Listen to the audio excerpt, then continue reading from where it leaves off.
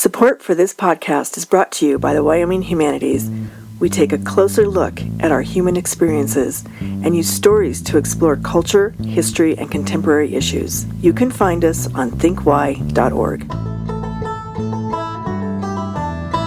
The first interfaith arts festival, it was called Caravan, on a caravan, meaning we're journeying together through the arts, Christians and Muslims, Middle Easterners and Westerners.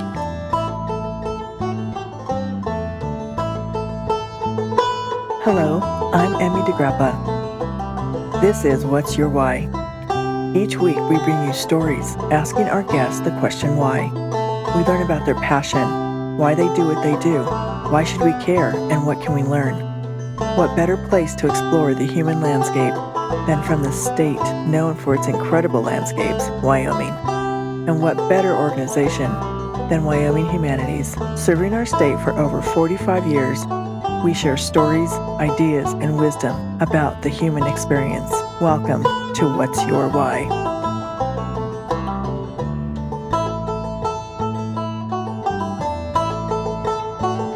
Today, we are talking to PaulGordon Chandler. He is an author, interfaith advocate, art curator, social entrepreneur, and US Episcopal priest. Welcome, PaulGordon. Thank you. That's a mouthful, by the way, isn't it?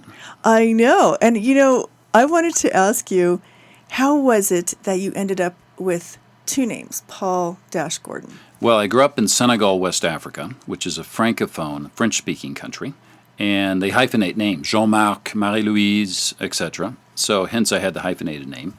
But I never used it until I actually ended up working in a place where they already had a Paul G. Chandler at the place. And so part of the condition of being given the job was that I actually have to use PaulGordon Chandler to differentiate between the two. That was about 96. So since then I've been using PaulGordon again. But it's a mouthful. It's like a curse here in the United States, Well, because we're not used to it. Exactly. And often if I say, I introduce myself saying, Emmy, I'm PaulGordon, they often think that's my last name, of course, So they'll say, well, Mr. Gordon here.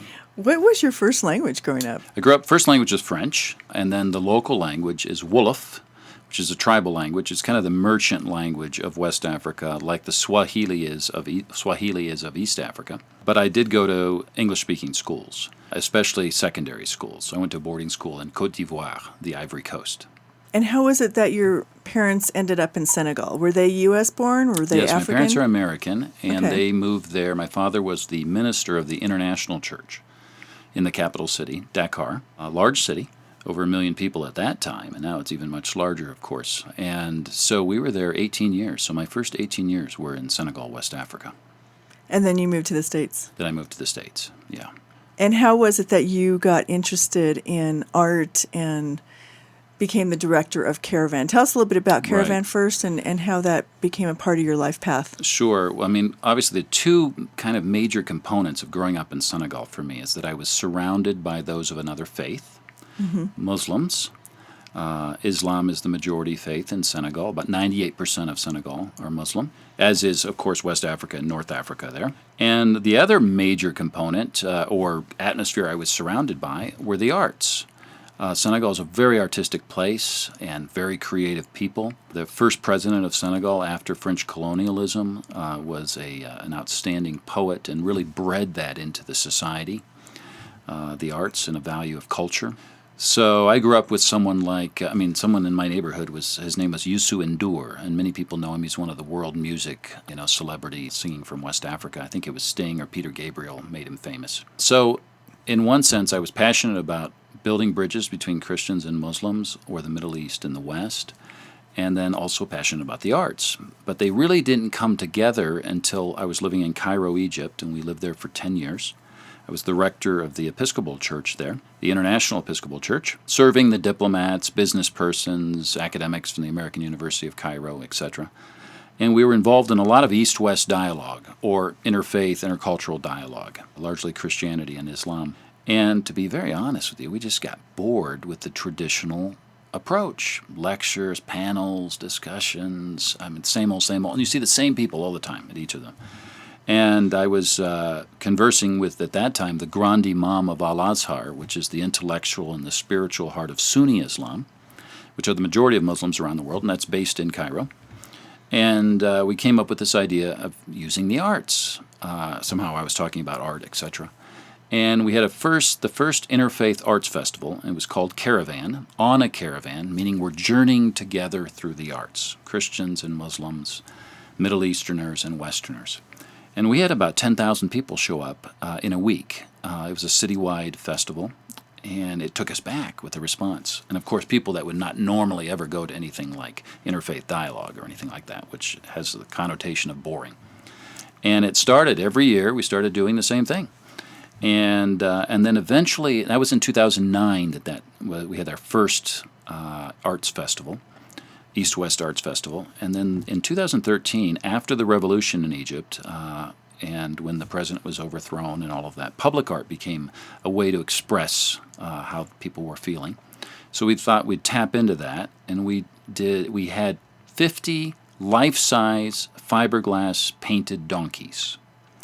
And the donkey, of course, symbolizes, everybody loves donkeys, right? But the donkey symbolizes peace in Christianity and Islam. Jesus comes into Jerusalem on a donkey.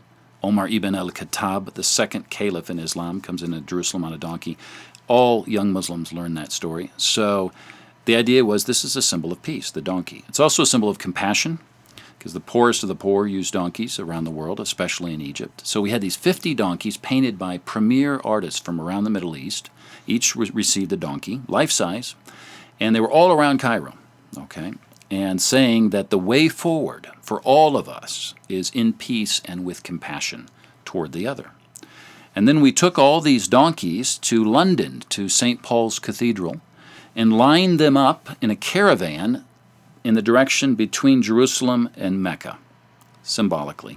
And there were about 100,000 people that came to see them at St. Paul's Cathedral while they were on display there over 2 months. And that's when Caravan, as an organization, was developed, and as opposed to just being this initiative. And it's a 501c3 here in the United States. And the goal is to use the arts to build bridges between the Middle East and West. It's a peacebuilding arts organization, nonprofit. That's an amazing beginning. Yeah, it was a great beginning, for us. And we still get many people saying, are there any donkeys left? And there are not. So just to go back a little bit, you became an Episcopal priest before you founded Caravan. Yes. I've been an Episcopal priest since 1993. And what was your desire to do that? Because you grew up in a Muslim country? No, and that wasn't why. My father was a minister, and I remember thinking I would never do something. Of course, as you journey through life, various things shape you and speak to you, and I felt led to join the Episcopal Church and serve in that context. And I found the Episcopal Church being an all-embracing, all-inclusive type of community. And the way they looked at the other, and that was very important to me because I'd grown up around the other, in quotes, was critical. And so it was the right kind of environment and platform for me to address a lot of these issues of peace building. And so Caravan just grew out of one of the churches that I served in the Middle East, and that was the one that I last served in, and that was in Cairo, Egypt. And we were there from 2003 to 2013.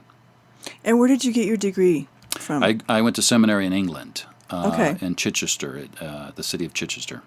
And what do you think is the biggest misconception that Muslims and Christians face between each other, between their faiths, that we really need to build a bridge and have understanding?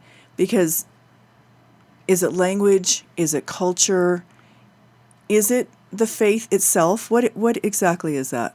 I mean, obviously, fear and of the unknown is just that. It's the unknown. And so there are so many misunderstandings of our Muslim brothers and sisters simply because we're not familiar, and we hear the media which hypes up and misportrays. I mean, rarely is there a positive portrayal of a Muslim in the media.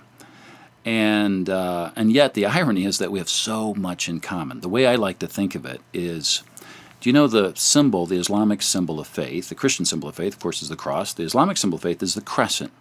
And when you see a crescent in the sky, the majority of the moon is dark.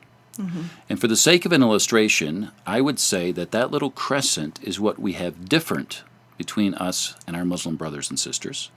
But the majority of the moon, the dark side of the moon, is what we have in common. And the challenge for us is to build our relationships with each other on that dark side of the moon, a la Pink Floyd. You remember Pink Floyd? He had that. He was well ahead of his time in that sense. But I think, in other words, build on the commonalities and learn those commonalities. Learn what they are. And as you do that, you begin to realize how similar we are.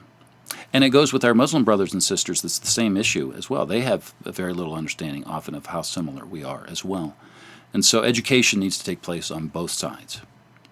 Do you feel there's a distinct difference between a Muslim who grows up in the United States versus a Muslim who grows up in the Middle East in terms of how they view themselves as Muslims and their culture? Do you think Actually, not necessarily. No. I find often the most open Muslim friends I have are in the Middle East, and the most all-embracing, the most generous in the way they look towards those different than themselves. So I think it relates to the individual as opposed to geography, very much so. Do you think ISIS and the extreme groups like that have destroyed so much of what could be happening between the Christians and the Muslims? No question, absolutely. I think because ISIS, which is of course, and similar militant groups, not just ISIS, are extreme minorities within Islam, and yet they get all the attention. And of course, rightly, they get the attention because what they do is so violent. And our media is drawn to that kind of thing, the sensational. But it presents a real challenge for our Muslim brothers and sisters, the majority, of course, because for them, they suffer the most. And the interesting thing about ISIS is who are suffering the most under ISIS? They're other fellow Muslims, not Westerners, not Christians, though, yes, they have suffered in other minority faiths. But the majority of those suffering under any kind of terrorism or any kind of militant Islam are other Muslims.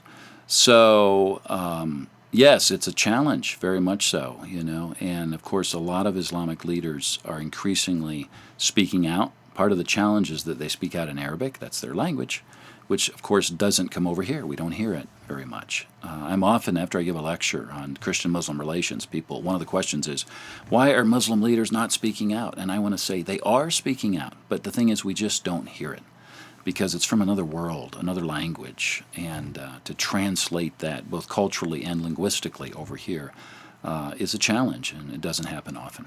Very difficult. Yeah, very much so. So often, as I mentioned to someone I was just talking with a minute ago, before we started this interview, I think what's important is that we, as much as possible, experience the other. So a lot of the work we do with Caravan, which is using the arts to bridge between Christians and Muslims and between the Middle East and West, is to give an experience of the other. And that begins to kind of reshape the worldviews and challenge our thinking and the assumptions that we have and these erroneous stereotypes.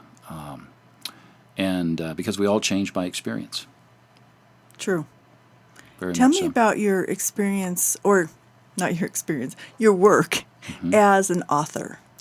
Yes. It's interesting. There are writers and there are authors. And meaning I would see myself as an author. Of course, you have to write to be an author. But I write, there are actually projects that I embark on that become books. And the last one is titled In Search of a Prophet, A Spiritual Journey with Khalil Gibran. Khalil Gibran was the Lebanese-born poet-artist who is well known for his best-selling book, The Prophet, which is actually still sells about 1 million copies a year. And the West, often when I give lectures on book lectures right now, and I'll ask for a raising of hands of how many in this room, and sometimes you have 200 or 300 people, have actually been influenced at one time in their life by The Prophet, the book The Prophet that Gibran wrote. Sometimes it's 95%, raise their hand. Yet very few know much about him. And he was this fascinating and profound figure from which we have a tremendous amount to learn, especially in terms of bridging between the Middle East and West. And so I embarked on this journey and exploration, really looking deeply into Khalil Gibran's life. He died in 1931, and of course spent most of his life after he immigrated in Boston and New York City. And I went all over the world. It took me from Bishari up in the mountains of Lebanon, where I was last week, interestingly, for a conference about Gibran, all the way to Mexico City, where the largest collection of Gibran's writings and art are held at the Sumaya Museum there. And every place you can imagine in between, taking Gibran with me, going to every place he lived or the places that he's influenced, and taking his writings with me and reading them in the order that he wrote them, everything he wrote, in the order that he wrote them at each respective place that he wrote them. And so it was a long journey for me, because it was almost finding a way for allowing his spirit, if you want to put it that way, the ethos of what he was writing and speaking on, to soak in it, and then out of that share what I think we can learn from his life. Is he respected by both Muslims and Christians alike? Very much so. Actually, most Muslims around the Middle East, which of course are the majority of people in the Middle East, don't even think of him as whether he was Christian or Muslim. They just know that he was this profoundly spiritual, mystical, and beautiful writer from Arab tradition. What do you think was his greatest gift in being able to bridge those cultures, and not even just be the bridge, but just be someone who people don't put in a box? Yes. It's interesting. What I wanted to do was what intrigued me the most in looking at his life was how here he is, someone born into, at that time in Lebanon, a sectarian, exclusive, intolerant Christian community, and ending up becoming someone who not only embraced all in our world, but as a result of that was embraced by all. And I think that is where his secret is in many ways. And he shows us the oneness of humanity, and it's beautiful. I have another question for you, because I love that you call yourself a social entrepreneur. What does that mean? That's a good question. What does that mean? I think it means that you're creatively entrepreneurial, but for humanitarian purposes, as opposed to for profit purposes or business purposes. And you just keep creating and pushing the boundaries of possibilities, but toward a deeper purpose. Right. So it's more towards the betterment of society or of humankind. Of humanity. Right. Hence the peacebuilding theme for me, very much so. Right. In showing us what we have in common and facilitating greater harmony in our world, and which I think is critically needed, very much so. What is your message to young people today? That's a good question. Well, one of the reasons I wrote this book, by the way, is because he's very much known by my age and older, and I'm 53 here in the West, but he's not so known, Gibran, by the younger generation, even though they resonate profoundly often with his worldview, that of being all-embracing, looking generously and kindly on the other, etc.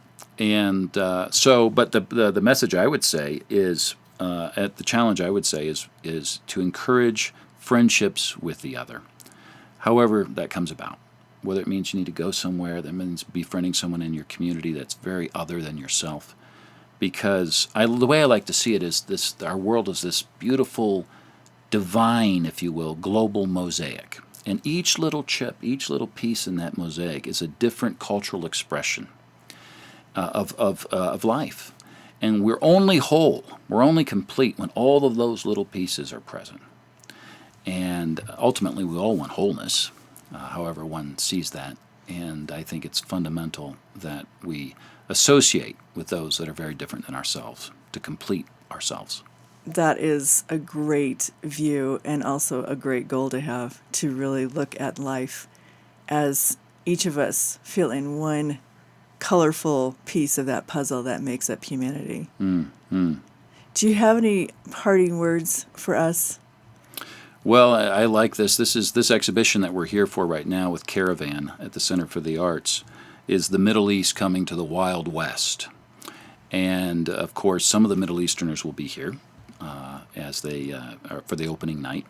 And they'll learn, of course. It's not just us learning from them. It's them learning from us. It's an exchange. So I would just say keep an open heart, keep an open mind. And I think the thing I'm always most impressed with is the value of kindness. What was it that one of the old desert fathers said, treat everyone gently because everyone that you encounter is facing a personal battle or something like that. And it's true. There's a sense we all are struggling and journeying through life, and we have the highs and lows. But look kindly on the other. And I think in doing so, we ourselves will be transformed. That's excellent advice and wisdom. Thank you so much, PaulGordon. Thank you. It's great to be here. Very much so. Thank you for listening. I'm Emmy DeGrappa. This Think Why podcast is brought to you by the Wyoming Humanities. We use the humanities as a lens to explore the human experience. You can find us online at thinkwhy.org.